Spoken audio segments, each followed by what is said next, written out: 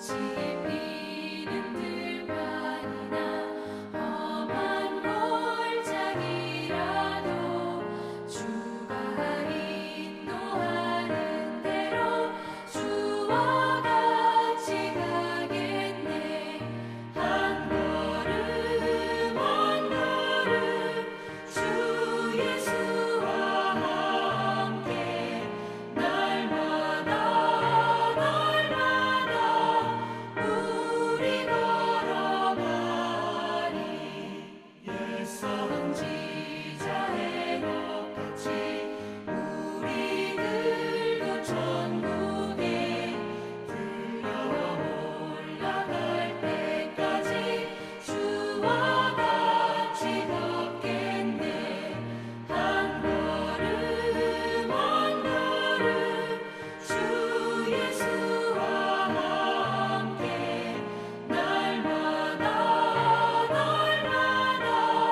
우리 걸어가리.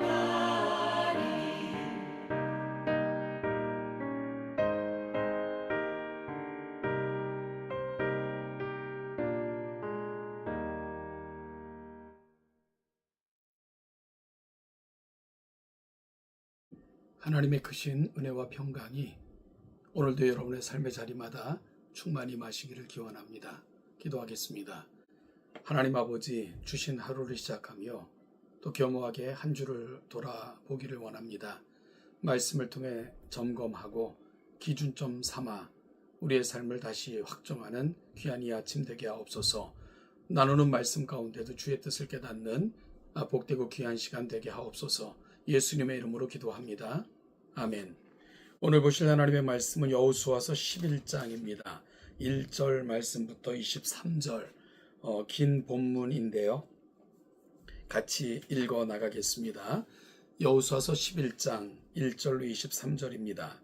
하솔왕 야빈이 이 소식을 듣고 마돈 왕 요밥과 시므론 왕과 악삽 왕과 및 북쪽 산지와 긴네렛 남쪽 아라바와 평지와 서쪽 돌의 높은 곳에 있는 왕들과 동쪽과 서쪽의 가나안 족속과 아모리 족속과 헷 족속과 브리스 족속과 산지 여부스 족속과 미스바 땅 헤르몬 산 아래 시위 족속에게 사람을 보내매 그들이 그 모든 군사를 거느리고 나왔으니 백성이 많아 해변에 수 많은 모래 같고 말과 병거도 힘이 많았으며 이 왕들이 모두 모여 나와서 이스라엘과 싸우려고 메롬 물가에 함께 진쳤더라. 여호와께서 여호수아에게 이르시되 그들로 말미암아 두려워하지 말라. 내가 이맘때에 내가 그들을 이스라엘 앞에 넘겨주어 몰살시키리니 너는 그들의 말 뒷발에 심줄을 끊고 그들의 병거를 불사를 하시니라. 이 여호수아가 모든 군사와 함께 메롬 물가로 가서 갑자기 습격할 때에 여호와께서 그들을 이스라엘의 손에 넘겨주셨기 때문에 그들을 격파하고 큰 시돈과 미스르봇 마임까지 추격하고 동쪽으로는 미스바 골짜기까지 추격하여 한 사람도 남기지 아니하고 쳐 죽이고 여호수아가 여호와께서 자기에게 명령하신 대로 행하여 그들의 말 뒷발에 심줄을 끊고 그들의 병거를 불로 살랐더라. 하솔은 몰래 그 모든 나라의 머리였더니 그때 여호수아가 돌아와서 하솔을 취하고 그 왕을 칼날로 쳐 죽이고 그 가운데 모든 사람을 칼날로 쳐서 진멸하여 호흡이 있는 자는 하나도 남기지 아니하였고 또 하솔을 불로 살랐고 여호수아가 그 왕들의 모든 성읍과 그 모든 왕을 불살라 칼날로 쳐서 진멸하여 바쳤으니 여호와의 종 모세가 명령한 것과 같이 하였으되 여호수아가 하솔만 불살랐고 산 위에 세운 성읍들은 이스라엘이 불사르지 아니하였으며 이 성읍들의 모든 재물과 가축은 이스라엘 자손들이 탈취하고 모든 사람은 칼날로 쳐서 멸하여 호흡이 있는 자는 하나도 남기지 아니하였으니 여호와께서 그의 종 모세에게 명령하신 것을 모세는 여호수아에게 명령하였고 여호수아는 그대로 행하여 여호와께서 모세에게 행하신 모든 것을 하나도 행하지 아니한 것이 없었더라. 여호수아가 이같이 온 땅 곧 산지와 온 네겝과 고센 온 땅과 평지와 아라바와 이스라엘 산지와 평지를 점령하였으니 곧 세일로 올라가는 한락산에서부터 헤르몬산 아래만 골짜기에 바알갓까지라. 그들의 왕들을 모두 잡아 쳐 죽였으며 여호수아가 그 모든 왕들과 싸운 지가 오랫동안이라. 기브온 주민 히위 족속 외에는 이스라엘 자손과 화친한 성읍이 하나도 없고 이스라엘 자손이 싸워서 다 점령하였으니 그들의 마음이 완악하여 이스라엘을 대적하여 싸우러 온 것은 여호와께서 그리하게 하신 것이라. 그들을 진멸하여 바치게 하여 은혜를 입지 못하게 하시고 여호와께서 모세에게 명령하신 대로 그들을 멸하러 하심이었더라. 그때 여호수아가 가서 산지와 에브론과 드빌과 아납과 유다 온 산지와 이스라엘의 온 산지에서 아낙 사람들을 멸절하고 그가 또 그들의 성읍들을 멸절하여 바쳤으므로 이스라엘 자손의 땅에는 아낙 사람들이 하나도 남지 아니하였고 가사와 가두와 아스돗에만 남았더라. 이와 같이 여호수아가 여호와께서 모세에게 명령하신 대로 그 온 땅을 점령하여 이스라엘 지파의 구분에 따라 기업으로 주매 그 땅에 전쟁이 그쳤더라. 아멘. 여호수아 11장은 이스라엘 백성이 북방 연합군과의 마지막 대규모 전투에서 승리하여 전쟁의 종식을 선언하는 참 뜻깊은 장이 여호수아 11장입니다. 여호수아 10장에서 남쪽 지역의 전쟁이 마무리되었지만 11장에서는 북부 지역의 연합군이 등장하게 됩니다. 하수랑 야빈은 이스라엘의 승리를 보고 위협을 느껴 가나안 북부의 왕들을 규합하여 연합군을 형성하게 됩니다. 이 연합군은 하수랑 야빈을 중심으로 메론 물가에 진을 칩니다. 이들은 병거와 말이 많았고요. 백성은 해변의 모래처럼 많았는데요. 이 장면을 4절에서 이렇게 표현합니다.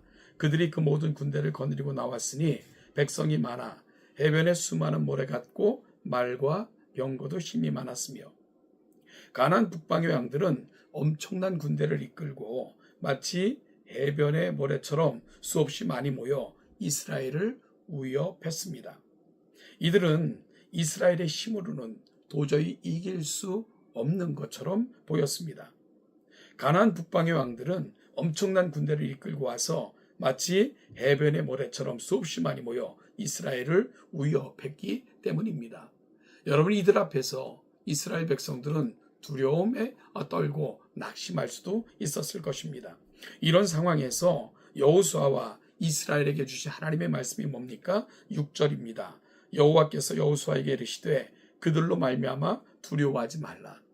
그러니까 그들은 두려워하고 있었던 것이 사실인데요. 이들을 향하여 두려워하지 말라라고 말씀하셨습니다. 그러면서 아주 구체적인 이런 말씀을 덧붙이셨는데요. 내일 이맘때에 내가 그들을 이스라엘 앞에 넘겨주어 몰살시키리니 그들의 말 뒷발의 힘줄을 끊고 그들의 병거를 불사르라 라고 말씀하셨습니다.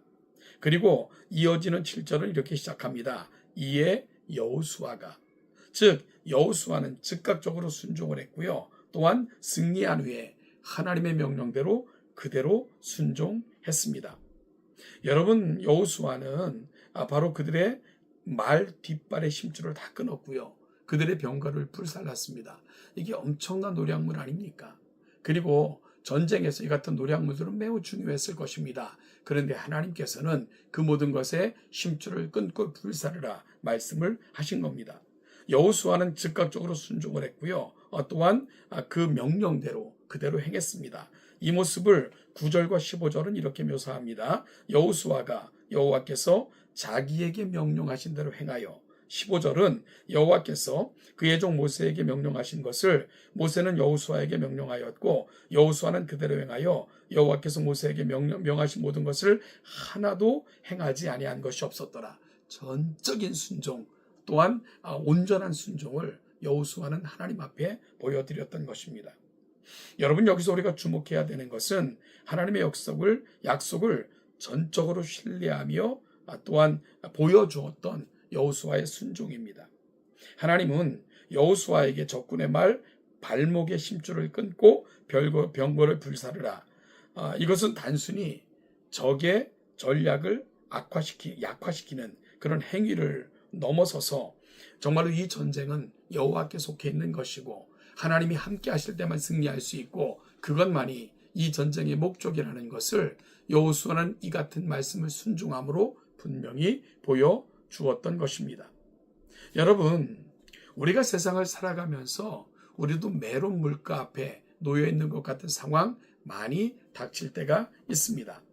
여러분, 그럴 때 우리가 어떻게 이와 같은 우리의 현실, 정말 다가오는 위협, 두렵고 낙심할 수밖에 없는 상황 속에서 우리가 어떻게 승리할 수 있을까요? 오늘 본문은 우리에게 이런 우리의 상황 가운데서도 우리가 취해야 될 몇 가지 삶의 대원칙을 제공하고 있습니다. 첫째는 하나님의 약속을 붙들라는 것입니다. 어떻게 하나님의 약속을 붙듭니까? 부지런히 하나님의 말씀을 읽고 듣고 묵상하는 가운데 그 뜻을 깨닫고 그 뜻을 담는 것입니다. 그리고 하나님께서 아하, 이런 것을 원하시는구나, 이게 하나님의 기대구나 하는 것들을 깨닫는 순간 그 말씀을 가슴에 담아내는 것입니다. 그 약속을 붙드는 것입니다. 두 번째는 하나님의 거룩한 뜻을 깨달으면 순종하는 것입니다. 따라서 하나님의 말씀을 깨달음과 순종은 떼려야 뗄 수 없는 불가분의 관계입니다. 왜냐하면 하나님이 누구신가에 대한 문제이고 그 하나님을 얼마나 사랑하며 신뢰하는가의 문제, 이것은 함께 연결되어져 있기 때문에 그렇습니다. 그것도 우리가 결심해야 되는 것은 철저한 순종을 결정해야 됩니다. 흉내만 아니고요. 내 마음에 합하게 느껴지는 것, 내가 합당하다고 생각하는 내 기준에 맞는 것들만 순종하는 것이 아니라 내 생각은 아닌 것 같아도, 내 뜻과 경험상으로는 안 맞는 것 같아도 말씀이면 순종하는 것입니다. 오늘 본문에서 여호수아가 보여줬던 모습처럼 말입니다. 여러분, 마지막으로 하나님의 약속을 간직하고 전수하고 이어받는 세대의 꿈을 꾸는 것, 이것이 바로 우리가 말씀을 깨닫고 순종하는 이유입니다. 즉, 우리가 그렇게 살면 우리 자손들이 복을 받고요, 하나님의 거룩한 뜻이 우리를 넘어 또 다른 세대에게까지 연결될 것을 우리는 분명히 믿기에 이와 같은 나의 순종은 내게 머물지 않고 또 다른 세대를 믿음으로 세운다는 것을 굳게 믿고 순종의 터 위에 세움을 받는 것입니다. 그럴 때 하나님께서는 우리가 생각하는 것보다 더 엄청난 일들을 우리 가운데 행하실 것입니다. 사랑하는 동천교회 성도 여러분, 우리의 삶에서 우리는 늘 메론 물가의 문제들을 마주칠 때가 있습니다. 홍해가 가로막을 때도 있고요, 요단강에 넘실거리는 물결들이 우리를 두렵게 할 때도 있습니다.